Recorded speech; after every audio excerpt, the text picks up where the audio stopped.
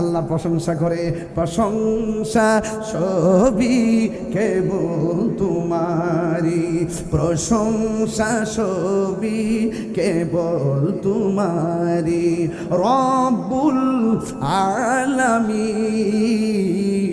দয়ালো মেহেরবান করুণায় পূরণ, আর কেহ নই তুমি মালিক শেষ বিচারের দিন, শেষ বিচারের দিন কেবল তোমারি করি ইবাদত, কেবল তোমারি কাহিনী আমল, কেবল তোমারি করি ইবাদত, কেবল তোমারি কাহিনী আমল।